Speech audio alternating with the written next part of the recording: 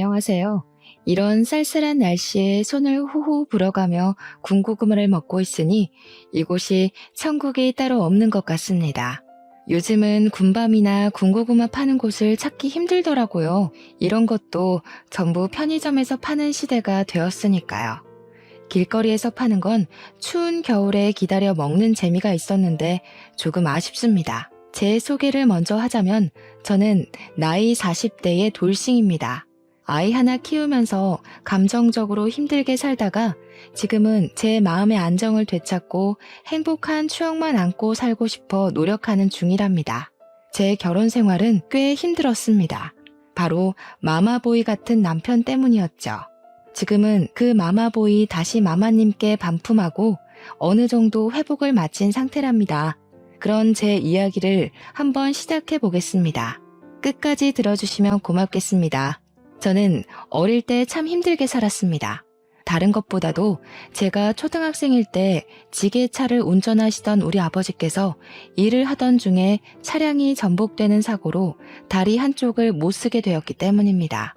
그때는 지금보다 의료 환경이 좋았을 때가 아니라서 사고를 당한 다리로 평생 절면서 살아야 한다는 판정을 받게 되었습니다.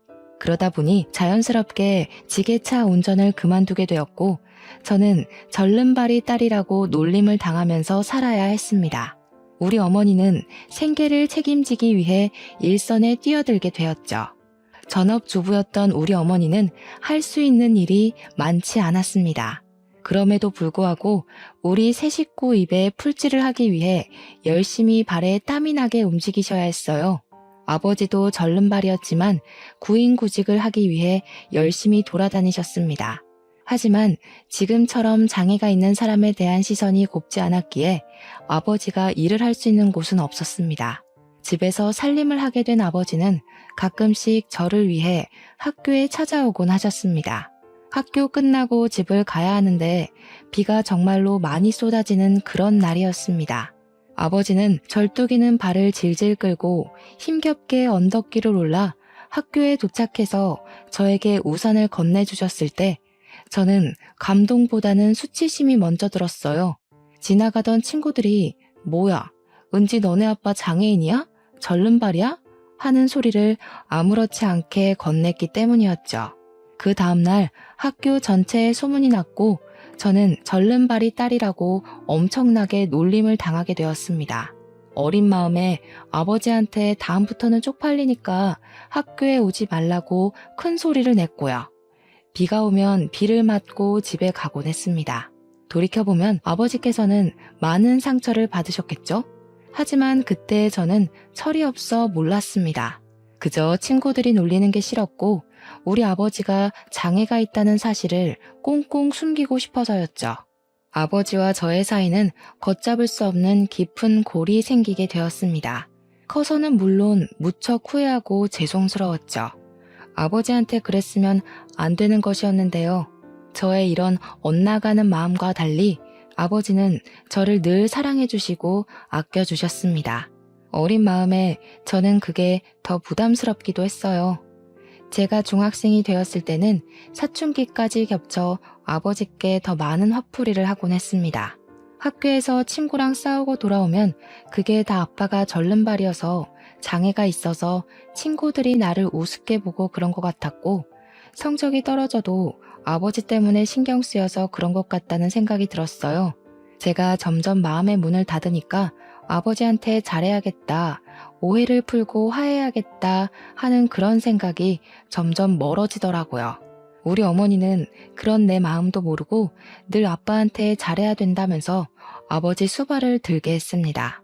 나이도 어리고 사춘기까지 온 자식이 누가 병든 아버지 수발을 들고 싶겠습니까? 그때 저는 너무너무 싫었습니다. 그렇게 중고등학생 시절을 보낸 뒤 대학을 가게 되었는데 자취를 할 수 있는 형편이 아니어서 통학을 하게 되었습니다. 정말 1시간 반 거리의 학교를 다니면서 틈틈이 아르바이트를 하고 돈을 모아야 했기에 정말 더더욱 피곤하고 힘들었죠. 어렵사리 대학을 졸업하고 나서 열심히 취업 준비를 한 결과 목표하던 회사에서 합격 통보를 받았습니다. 저는 정말 하늘이 떠나가라 소리를 질렀죠. 기분이 너무 좋았습니다. 꽤 괜찮은 식품 기업이었고 중견 기업이라 회사 복지도 참 좋았어요. 가끔 가다가 냉동 만두를 박스로 챙겨주곤 했는데 우리 가족은 그 만두를 참 좋아했었거든요. 거기다가 식품도 전부 할인이 되고 가게에 도움이 돼 정말 행복했답니다. 냉동 만두를 한 박스 들고 오는 날은 주변 집들까지 전부 만두 굽는 냄새가 진동했을 정도였습니다. 그런 저에게 28살쯤 회사 동료의 주선으로 소개팅이 들어오게 되었어요. 사는 게 바쁘고 힘들고 집안을 여러모로 돌봐야 했기에 연애 같은 건 꿈도 꾸지 않았습니다. 하지만 소개팅이 떡하니 들어오니까 설레더라고요. 소개팅 당일에는 준비도 철저히 해서 나갔습니다. 소개팅남은 생각보다 멀끔하고 진중한 성격인 것 같더라고요. 뭐 하나를 해도 고민을 많이 하는 성격이었죠. 누가 보면 우유부단하다고 생각할지도 모르겠지만 저는 진중해 보여서 마음에 들었습니다. 그렇게 연애를 시작했고 연애의 끝은 역시 결혼이 아니겠습니까? 저에게 만난 지 6개월 만에 프로포즈를 했을 땐 솔직히 많이 놀랐습니다. 하지만 저에게는 첫 연애였고 제 눈에 콩깍지가 심하게 쓰여 있을 때라 너무나도 그 프로포즈가 좋았어요. 이 사람도 나만큼이나 나를 원하는구나 싶어서 같은 마음 같은 하늘을 걸어간다는 느낌이 들었달까요? 하지만 걱정도 물론 됐습니다. 제가 취업한 지 3년 차였기에 모은 돈이 많지 않았거든요. 거기다가 제가 집에 생활비까지 일부 지원하고 있었기 때문에 돈이 거의 없다고 해도 무방할 정도였어요. 그래서 제가 예비 신랑에게 모든 걸 털어놓았을 때 예비 신랑은 저에게 그런 걱정 같은 건 하지 말라고 저를 다독여줬습니다. 자기한테는 청약으로 당첨된 아파트가 있어서 신혼집 걱정이 전혀 없고 혼수도 비싸고 좋은 거 필요 없다고 했어요. 저는 그런 예비 신랑의 말에 자신감을 가지고 결혼 준비를 시작했습니다. 그런데 아무 문제가 없는 것이 아니었습니다. 바로 남편의 홀어머니, 즉 시모가 문제였던 거죠. 처음 인사드리러 간 날은 제가 긴장도 많이 했고 잘 보이고 싶었는데 시모한테는 만만한 이미지를 심어줬던 것 같습니다. 그날 저한테 정말 취조하듯이 하나하나 다 캐물어 보셨거든요. 제가 진땀이 줄줄 흐를 정도였고요. 인터넷 사연에서만 보던 그런 사람이 나타난 거였죠. 대학은 어디 나왔냐, 부모님은 뭐 하시냐 하시길래 어머니는 마트에서 일하시고 아버지는 집에 계신다고 했죠. 그러니까 그 집 남자도 하는 게 전혀 없네 하시면서 혀를 차시더라고요. 그래서 그게 아니라 사고로 한쪽 다리를 절게 되어서 일을 못 하시는 거라고 솔직하게 말씀을 드렸습니다. 그러니까 시모될 사람이 저한테 사고 보상금은 받았니? 집에 현금 좀 있어? 하는 겁니다. 제가 그 말을 받아쳤어야 했는데 그놈의 첫 만남이 뭔지 제가 바짝 얼어서 아무 말도 못하고 말았어요. 예비 신랑이 뭘 그런 걸 물어보고 있냐고 예비 시모를 타박하고 나서야 정신이 제대로 들었을 정도였으니까요. 예비 시모는 거기서 멈추지 않고 이런 거 하나하나 다 알아야 하는 거라면서 현금이 얼마나 있는지가 제일 중요하다 했죠. 그래서 그때가 무척 과거이고 일하다가 난 사고라 보상금은 못 받았다. 생활비도 제가 보태고 있는 상황이라고 솔직하게 말했습니다. 그러니까 눈에 쌍심지를 켜고는 설마 결혼해서도 생활비 보태는 거 아니지? 우리 아들 뼈 빠지게 번 돈 그런 데다가 쓰는 거 절대 반대라고 하시더라고요. 그래서 저도 웃으면서 나름 반격을 시도했죠. 저도 나름 직장 다니면서 돈 벌고 있는데요. 제가 번 돈으로 생활비 보태드릴 거니까 너무 걱정하지 마시라고 했어요. 어차피 예비 신랑이랑 이 부분은 다 협의가 이뤄진 상태였고 저도 결혼하고 나서 우리 부부가 얼만큼의 생활비가 필요한지 아직 잘 몰라서 저희 부모님께도 말씀은 드려놨거든요. 이전처럼 생활비를 지원해드릴 수 없을 것 같으니 모아둔 2천만 원을 드리겠다고. 생활비는 확 줄여서 용돈처럼 드려야 할 것 같다고요. 우리 부모님은 그 부분도 참 미안해 하셨지만 제가 모아둔 돈 드리는 거라고 하니 예비 신랑도 허락을 해줬어요. 결혼하기 전에 모아뒀던 돈이니까 알아서 쓰라고 배려를 해준 거죠. 아무튼 기가 센 예비 시모랑 밥을 먹고 난 뒤 자연스럽게 상견례에 관한 이야기까지 나왔고 바로 날짜를 잡게 되었습니다. 상견례 자리에서 제가 예상한 듯이 우리 부모님은 땀 뻘뻘 흘리면서 기가 센 시모한테 완전히 휘감겨 있더라고요. 시모가 설마 애들 결혼하는데 재 뿌릴 거 아니지 않냐면서 애들 등골 빼먹지 말자고 생활비에 관한 이야기를 못도 박았죠. 남편이 제 손을 콱 잡지 않았으면 벌떡 일어날 뻔했지 뭐예요.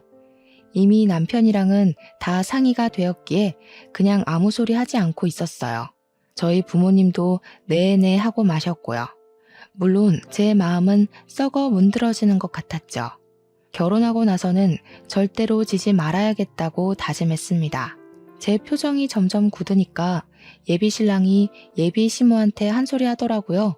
엄마, 교양 없이 행동하지 마세요. 하고요. 그러니까 시모가 피식 웃으면서 교양? 교양? 내가 너 키운다고 얼마나 고생을 했니? 교양이 다 무슨 소용이야? 하시더라고요. 그러니까 우리 어머니께서 자식 하나 제대로 키우기가 참 힘든 거라고 고생 많이 하셨다고 인사치레를 했죠. 그러니까 시모가 깔깔 웃으면서 뭐라는 줄 아세요? 그래도 우리 남편은 죽어서 돈이라도 남기고 갔죠. 그러고 우리 아버지를 쓱 보는데 마치 우리 아버지한테 차라리 죽었어야지 절름발이로 살아남아서 가족들 고생시키네 하는 눈빛이었습니다. 물론 제가 비약적으로 생각하는 걸 수도 있지만 교양 없는 우리 시모라면 저런 속마음을 가지고도 남을 사람이었죠. 어색하고 애매한 공기가 흐르는 사이에서도 결혼식 날짜를 잡았고요. 시모가 통 크게 예단 예물은 하고 싶은 대로 하라고 넘겨주었습니다. 그 뒤로는 순조롭게 모든 것이 진행되고 있다고 생각했습니다. 저희가 웨딩 촬영은 하는 전날까지는요.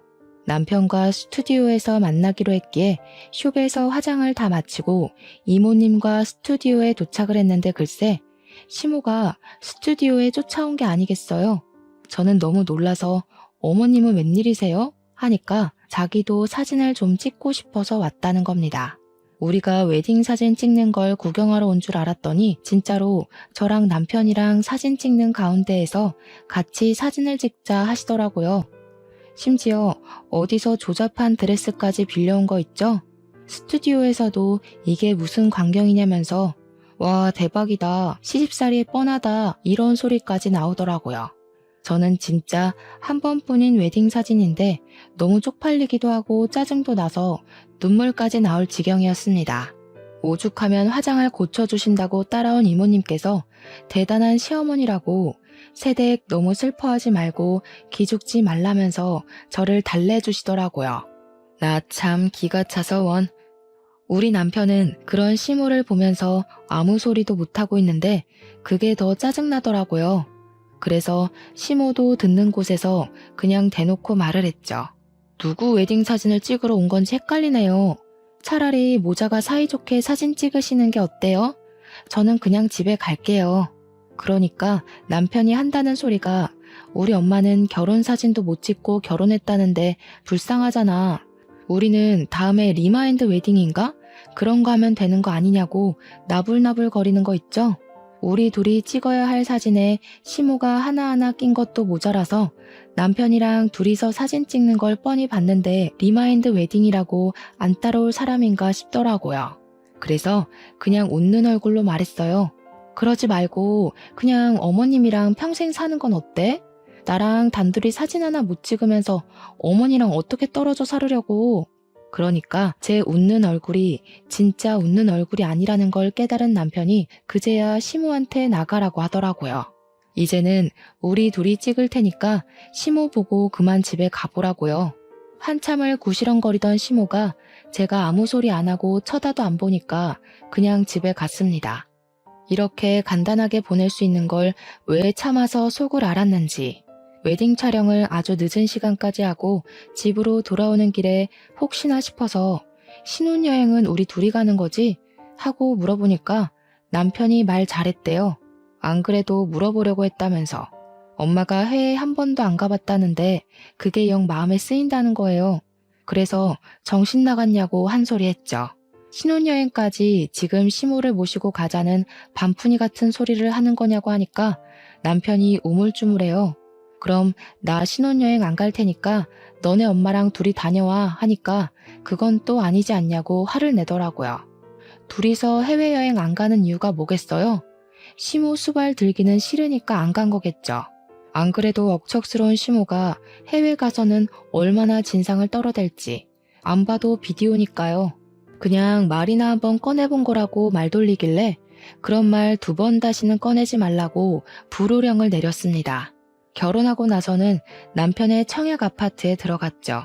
근데 그게 말이 좋아 청약 아파트지 시모한테 돈을 빌려서 얻은 집이었던 거예요. 그러면서 저희한테 시모가 2년 줄 테니까 빌려간 돈 2년 뒤에 갚으라고 하면서 돈 못 갚으면 그 아파트 팔고 합가를 하자고 하는 겁니다. 제가 무슨 소리를 하시는 거냐고 완전 펄쩍 뛰었죠.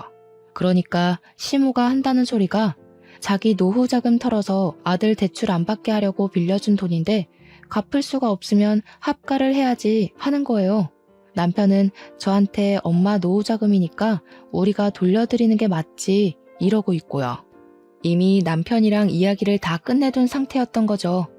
애초에 합가를 하려고 처음부터 뭐 집 알아서 해라 신경 안 쓴다 이랬던 거예요.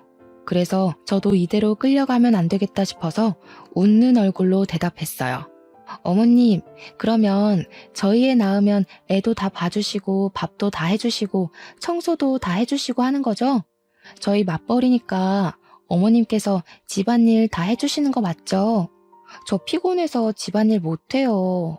그러니까 어머님이 펄쩍 뛰면서 아니 자기가 다 늙어서 며느리 수발을 들어야 하네요. 그래서 제가 노는 것도 아니고 바깥일 하는 사람인데 집안일을 어떻게 하나하나 신경 쓰겠냐고 했죠. 어머님이랑 같이 살면 입주 도우미도 필요 없겠다고 애들 줄줄이 소시지처럼 낳겠다고 했어요. 어머님께서 다 키워주실 거죠? 하면서요. 그러니까 시모가 일 없다고 나중에 다시 이야기하자면서 한 수 물으시더라고요. 그래서 나중이란 없어요 어머님 하면서 쫓아내버렸습니다. 남편은 저한테 어떻게 늙은 어머니한테 그걸 다 시키겠다는 소리를 아무렇지 않게 하냐고 저를 타박하더라고요. 그래서 그럼 네가 할래? 나는 맞벌이 하면서 집안일까지 신경 못 써. 우리 둘이 살 때도 너랑 나랑 반반 딱 갈라서 하는 거다 하고 못 박았습니다. 제가 남편한테 꼬우면 네가 집안일 다 해라 마무리하니 아무 소리 못 하더라고요. 도대체 왜 시댁 사람들은 전부 며느리를 자기 몸종인 줄 알고 대하는 걸까요? 우리 남편은 왜 이렇게 마마보이로 자란 건지 미리 알았더라면 절대로 결혼 안 했을 겁니다. 그래도 둘이 사는 신호는 나름 괜찮긴 했습니다. 시모가 은근히 태클도 걸어오고 간섭도 하긴 했지만 버틸만 했고요. 저도 얼굴에 딱 철판 깔고 일일이 대드니까 시모도 저한테 작은 걸로는 트집을 잡지 않더라고요. 시모가 불쑥불쑥 찾아오지 못하게 애초에 비밀번호를 알려주지도 않았고 남편이 몰래 알려주면 비밀번호를 바꿔버렸어요. 하루는 남편한테도 비밀번호를 알려주지 않았더니 문 밖에서 벌벌 떨고 있더라고요. 2번 다시는 비밀번호 알려주지 않기로 약속하고는 집으로 들어오라고 문을 열어주었죠. 신혼 2년을 보내고 시모가 무슨 일수 받으러 온 사람처럼 저에게 노후 자금을 돌려달라고 당당하게 말을 하더라고요. 남편은 귀를 후비적거리고 있고 제가 정확하게 금액이 얼마냐고 물어보니까 3억이래요. 3억이 네 집 개 이름도 아니고 2년 동안 모아봐야 얼마나 모았겠어요? 당장이라도 합가할 기세로 나오는데 저도 지고 싶지 않았죠. 그래서 대출 받아서 드릴게요 했습니다. 그러니까 남편도 시모도 펄쩍 뛰는 거예요. 무슨 대출까지 받아서 주냐고. 그냥 합가하는 게 편하지 않겠냐고요. 도대체 합가 못해서 죽은 귀신이라도 들러붙은 건지. 제가 죽어도 같이는 못 살겠으니까 그냥 대출 받아서 드린다고요. 하고 대놓고 이야기하니까 시모가 부들부들 떠는 거예요. 저한테 더 우길 수도 없고 합가도 못하게 생겼으니까 생떼를 쓰면서 자기 한마디면 너 이혼녀 만들 수 있는데 참고 있는 거라고. 예쁘다 예쁘다 해줄 때 더 이상 기어오르지 말라고 하는데 남편도 사색이 돼서 엄마 하고 부르더라고요. 참나, 누가 무서운 줄 아나. 제가 아무 소리 안 하고 귀만 후비적거리면서 파고 있으니까 시모가 막 소리를 질렀어요. 한 번만 더 지켜볼 테니까 그런 줄 알고 조용히 있으래요. 그 뒤로는 뭐 더 하면 더 했지 절대로 덜 하지는 않았습니다. 합가를 못한 게 그리 억울했는지 시모가 시킨 건지 몰라도 남편이 저녁마다 전화해서는 엄마 밥 먹었어? 우리는 이제 밥 먹어 이러면서 오늘 반찬이 뭔지 일일이 말하고 있더라고요. 그러면 시모가 한 30분쯤 지난 뒤에 저한테 전화가 오더니 어묵볶음 간장에 졸인 게 맞냐? 미역국에는 소고기보단 굴을 넣고 해야 우리 아들이 좋아한다.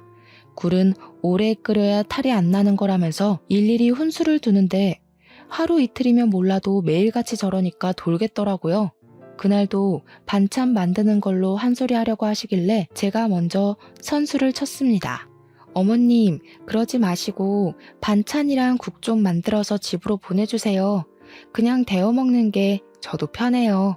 내일부터는 부탁드릴게요. 하고 끊어버렸습니다.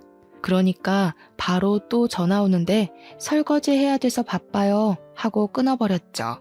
그 다음날 반찬을 해주셨게요? 당연히 안 해주셨죠. 대신 반찬 만드는 걸로 훈계하시던 전화도 뚝 끊어졌습니다. 주말이면 불러내서 오랜만에 얼굴 보자 하시는데 매주 보는 게 무슨 오랜만인지. 남편이랑 데이트하기로 했어요. 하고 피하고 제가 몸이 좀 안 좋아서요. 남편이랑 둘이 보세요. 하고 피했죠.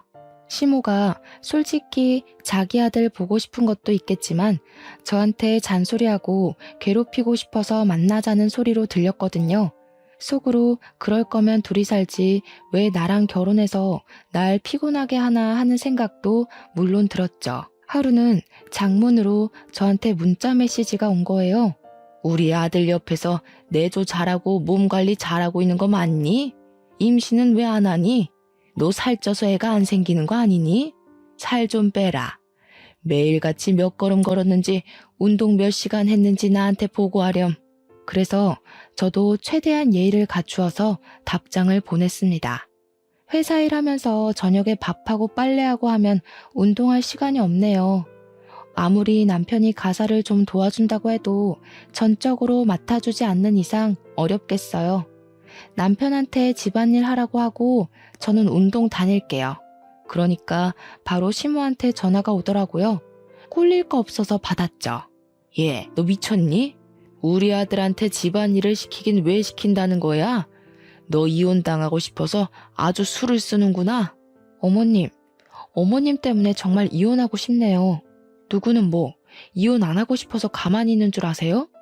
그렇게 귀한 아드님 보듬고 살 거면 결혼을 시키지 말았어야지.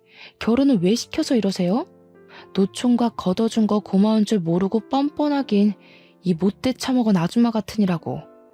다시 한 번 더 이혼하네 뭐네 하면 나도 가만 안 있어. 시모가 너 정신 나간 거야 뭐야? 야 이년아 하는데 전화 그냥 끊고 전원도 꺼버렸어요.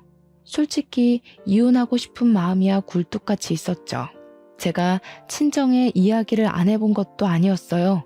그런데 친정엄마가 말리더라고요. 친정이 든든한 것도 아닌데 이혼까지 해서 낙인까지 찍히면 누가 절 데리고 가겠냐고요. 재혼이나 하겠냐면서 아직 살아본 지 얼마 안 됐으니까 버텨보라고 하는데 정말 가난이 죄구나 싶었습니다. 몇 개월을 고민하다가 결국에는 각방을 쓰자고 남편한테 이야기를 했어요. 그제야 시모한테 전화하는 것도 줄이고 연락도 못 오게 해주겠대요. 물론 그 약속은 한 달이 채 가지 않았습니다.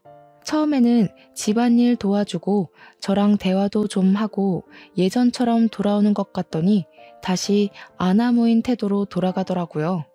아, 이 사람은 갱생이 불가능한 사람이구나 싶어서 이혼이 답이다. 친정에 비비지 못하더라도 홀로 서기를 해보자 하고 결심했습니다. 그런데 하늘도 무심하시지. 그때 제가 임신을 하게 된 겁니다. 몸이 자꾸 축축 처지고 위열도 있고 감기 기운 같은데 이상하게 이전이랑 느낌이 다른 겁니다. 혹시 몰라 임신 테스트기를 해보니 두 줄이 딱 뜨더라고요. 병원에 갔더니 임신 5주차라고 하는 거예요. 애가 생긴 마당에 홀로 서기는 물거품이 되었죠. 제가 임신했다고 하니 남편이고 친정이고 시댁이고 모두 경사났다고 난리가 났습니다. 웃긴 게 시모가 완전히 태세를 전환해서 저한테 너무 잘했다고 우리 며느리가 한 건 했다 난리를 치더라고요. 며느리 힘들어서 애 떨어지면 큰일 나니까 집안일 도와주라고 남편한테 눈치도 주고요. 저한테 무조건 아들일 거라고 우리 집안에 아들씨가 많다고 아주 장담을 하시더라고요. 그런 와중에 입덧이 시작되었고 입덧을 엄청 심하게 하는 바람에 남편은 제 눈치를 보면서 밖에서 밥을 먹고 들어오기 시작했어요. 처음에는 제가 아예 음식 냄새조차 못 맡았거든요. 그런데 한 16주쯤 지나니까 입덧도 사라지고 먹고 싶은 게 너무 많은 거예요. 그래서 남편 보고 일찍 들어와라. 같이 밥 먹자고 먹고 싶은 게 너무 많다고 이야기를 했죠. 근데도 자꾸 남편이 밥 먹고 왔다고 늦게 들어오는 거예요. 족발 먹고 싶은데 김치전 먹고 싶은데 하면 내일 낮에 사 먹으라고 지금 피곤해서 못 사다 준다고 서운하게 그러더라고요. 하루 이틀 지나니까 혹시 바람이 났나 싶어서 휴대폰을 뒤져보니까 글쎄 시무랑 밥을 먹고 들어오느라 늦는 거 아니겠어요? 너무 어이가 없어서 당장 남편에게 따지니까 제가 너무 이랬다 저랬다 시키는 게 많고 입덧도 하니까 배려하려고 먹고 들어온 거래요. 배려는 무슨 배려? 나랑 밥 먹는 게 배려해주는 거 아니냐고 했더니 그럼 우리 엄마는 혼자 밥 먹잖아 이러는 거 아니겠어요? 집에서 남편 기다리는 나는 혼자 아니냐고, 임신은 나 혼자 알아서 한 거냐고 따졌죠. 거기다가 제 뱃속의 아이가 17주의 딸이라는 걸 알게 됐거든요. 그랬더니 또 한 번 시모가 태세 전환을 하는 거예요. 아들인 줄 알았더니 어떻게 딸을 가질 수가 있냐면서 이제 집안일도 좀 하고 산모가 움직여야 애가 쑥쑥 나오는 거라고, 남편한테 집안일 시키지 말고 스스로 하라고, 나중에 애 낳고 어떻게 살림하려고 하는 거냐며 제 바가지를 긁었습니다. 와, 저는 뱃속의 아이 때문에 잠도 제대로 못 자는데 코 골면서 자는 주제에 손 하나 까딱 안 하는 남편이 너무 미웠어요. 그래서 저도 남편한테 아예 반기를 들었죠. 당신 좀 앉아봐. 임신, 출산, 육아는 나 혼자 하는 거야? 그런 거면 나도 정당한 대가를 받아야겠어. 아이에 대한 책임은 반반인데 임신도 출산도 다 나 혼자 하니까 불공평해. 임신 기간, 출산의 위험수당까지 계산해서 최저시급이랑 주휴수당 계산해서 줘. 그러니까 남편이 펄쩍 뛰는 겁니다. 저는 아직 말이 끝나지 않았다고 혼자 죽을 것 같은 고통 참고 애 낳아야 하고 며칠간 몸조리 해야 되고 수유도 해야 되고 시터 비용, 출산 비용, 산후조리 비용 다 대라고 했더니 기가 막힌다고 하더라고요. 내가 고통받는 만큼 너는 돈으로 계산하라고 했더니 저한테 네 약이면서 왜 자기한테 돈 내라고 하는 겁니다. 내 약이면 당신은 친권, 양육권 다 포기한다는 소리지? 그러니까 또 뭐 시모한테 봐달라고 하면 된다, 어린이집 보내면 되지 않냐 하는데 어린이집 대기번호 받는 게 얼마나 힘든 건지 모르나 보더라고요. 자기한테 뭘 바라길래 이런 소리를 하냐고 물어서 그냥 제가 말한 대로 다 해달라고 했어요. 네가 집안일을 했으면 얼마나 했냐고요. 너네 엄마도 집안일 시키지 말라고 하는데 가사 도우미 쓰겠다고 하니까 한숨만 푹푹 쉬더라고요. 저한테 육아휴직 내면 외벌이인데 생각이 있냐고 없냐고 따지더라고요. 그날 이후로 냉전이 시작되었고 저는 남편과 대화조차 하지 않는 상태로 딸아이를 출산했습니다. 산후조리원까지는 남편이 돈을 내줘서 갔는데 시모가 딸 낳은 주제에 조리원에 들어간다고 한 소리 하대요. 세상에, 아들 낳아야지만 조리원에 갈 수 있는 법이라도 있는 건지. 제가 어이가 없어서 아들이든 딸이든 핏줄 낳은 건데 뭐가 그렇게 문제라고 몸조리도 못하게 하는 거냐고 따졌습니다. 아들, 딸 차별하는 인터넷에서 보던 막장 시모냐고 되물었더니 저한테 우리 아들 밥 못 챙겨 먹을까 싶어서 그런 거다 하시더라고요. 조리원에서 남편 밥 다 주는데 뭐가 문제냐고 하니까 이번에는 우리 아들 잠자리 바뀌면 고생해서 그런 거래요. 아니, 당신 아들 코 골면서 잘만 자던데. 제가 병원에 입원했을 때도 내내 코 골고 자고 있어서 간호사가 눈치까지 줬었거든요. 어머님, 잠자리 바뀌면 못 잔다던 사람이 코를 너무 골아서 간호사도 눈치 줬어요. 아내가 출산하고 입원해 있는데 그렇게 꿀잠 자는 사람 처음 봤대요, 글쎄. 그러니까 걱정하시려면 제 걱정을 좀 해주시는 게 어떨까요? 출산하고 제가 힘들었죠. 저 인간이 힘들 일이 뭐가 있겠어요, 어머니? 남편 자는 거 제가 동영상 찍어둔 거 있는데 한번 보실래요? 눕자마자 코부터 고는데 누구 닮았는지 신기하더라고요. 그러니까 시모가 킁킁 하면서 남편한테 엄마 집 와서 쉴래?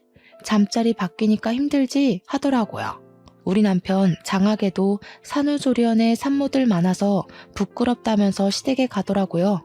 다른 집은 남편이 수유도 도와주고 유축도 도와준다던데 저는 혼자서 낑낑거리면서 하고 있었죠. 우리 남편은 다른 남편들이 아기 보느라 정신없을 때 시무랑 둘이 와서 면회 시간에만 쓱 보고 가더라고요. 저한테 애 얼굴이 왜 이렇게 빨간색이냐며 원숭이 같다고 하는데 시모는 제 얼굴 한번 보고 딸아이 얼굴 한번 보더니 성형수술비 좀 많이 나가겠네 하더라고요. 누가 봐도 남편 판박이죠? 자세히 보니까 어머님도 좀 닮았는데 어머님 유전자인 것 같으니까 수술비 적금 꼭 들어주세요. 그랬더니 둘 다 똥 씹은 표정으로 나가더라고요.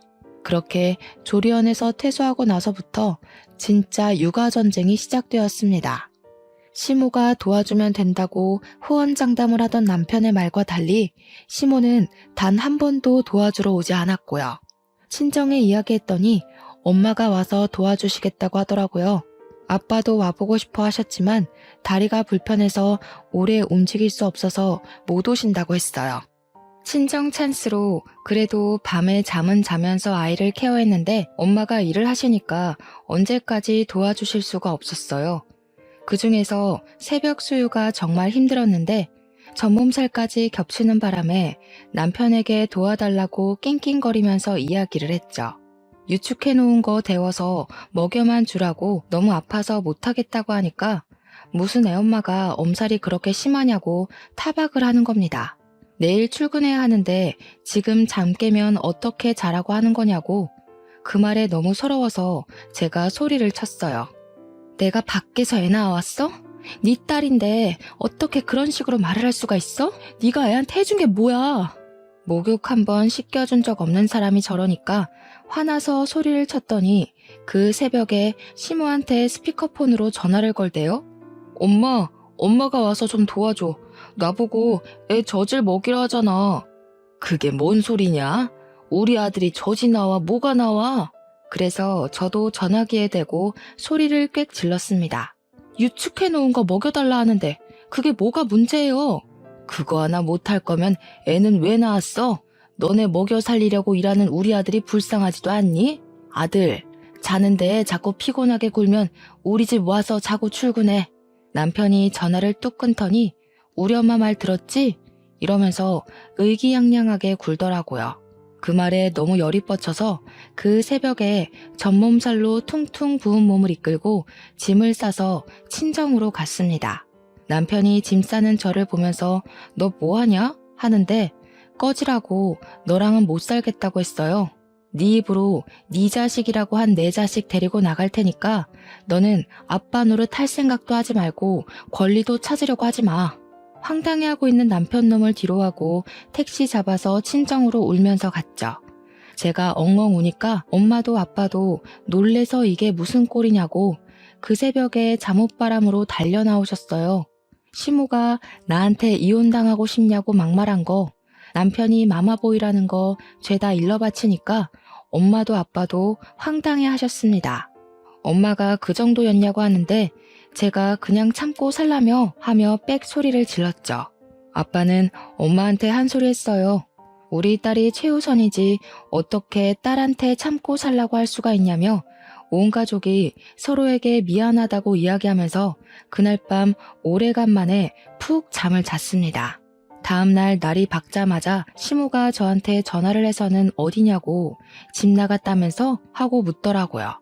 한 번은 단판을 지어야겠다고 생각이 들어서 친정 왔다고 이야기를 했더니 콧방귀를 끼더라고요. 뭘 잘했다고 거기 가서 앉아있냐고, 남편 흉보고 다니는 거 아니냐, 이혼당하고 싶냐, 또 똑같은 레퍼토리로 저를 싸잡아서 혼내더라고요. 그래서 제가 그랬죠. 내가 이혼을 왜 당해? 당하는 건 아줌마 아들이지. 나 이미 이혼하자고 했거든? 그러니까 씩씩거리면서 너 딱 기다려. 내가 거기로 갈 테니까 하면서 소리를 지르더니 전화를 뚝 끊어버리더라고요. 올 테면 와봐라. 나도 기다렸다 하는 마음으로 칼을 갈고 기다렸습니다. 진짜 오려나 싶었는데 기대했던 대로 씩씩거리면서 진짜 찾아왔더라고요. 저희 친정이 주택이라서 골목길 안쪽에 굽이굽이 있어서 찾기도 힘든데 어떻게 한 방에 딱 찾아왔더라고요. 웃긴 게 남편도 같이 씩씩거리면서 따라온 거 있죠? 문 열어준 아빠가 놀라서 엄마도 호출을 했어요. 마트에서 일을 하고 있다가 헐레벌떡 집으로 오셨더라고요.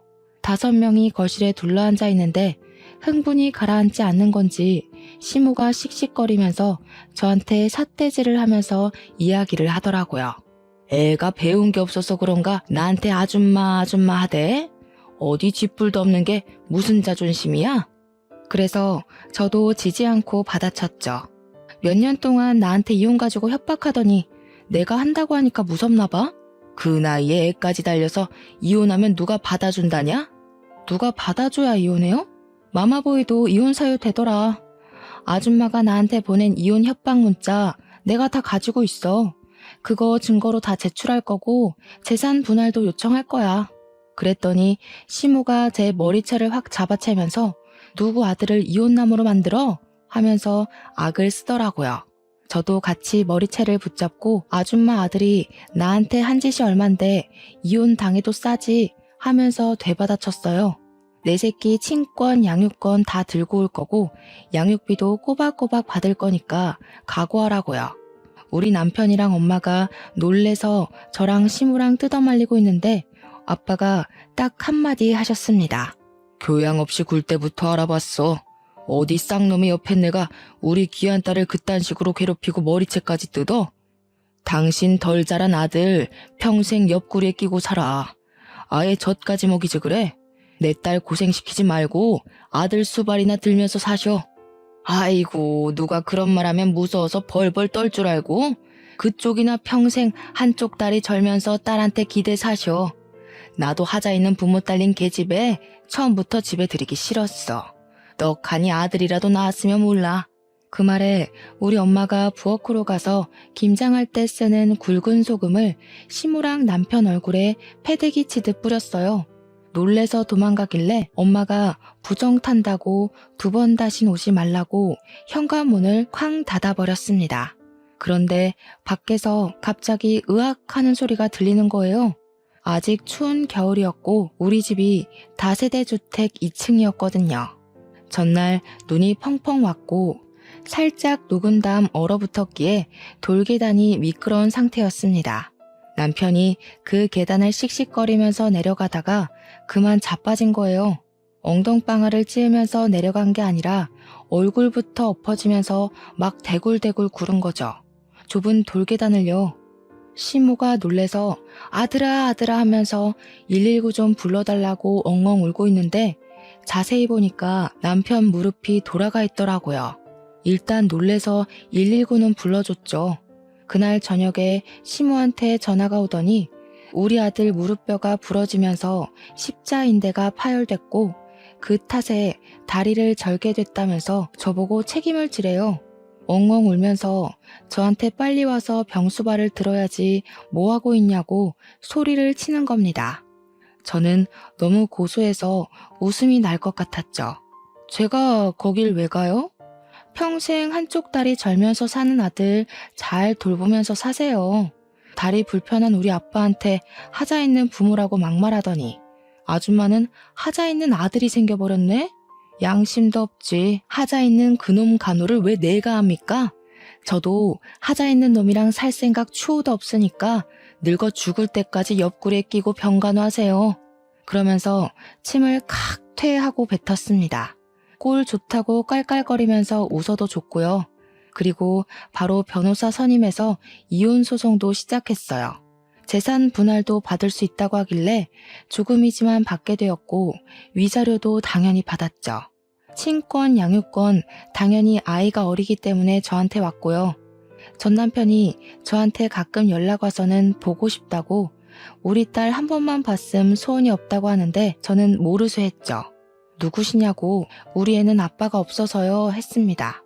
저한테 그러지 말라고 애원을 하면서 엉엉 우는데 엄마 찾던 사람 다 어디 갔는지 이제 와서 저한테 약한 모습 보여주면 제가 뭐 냉큼 좋다고 받아줄 거라고 생각한 거죠.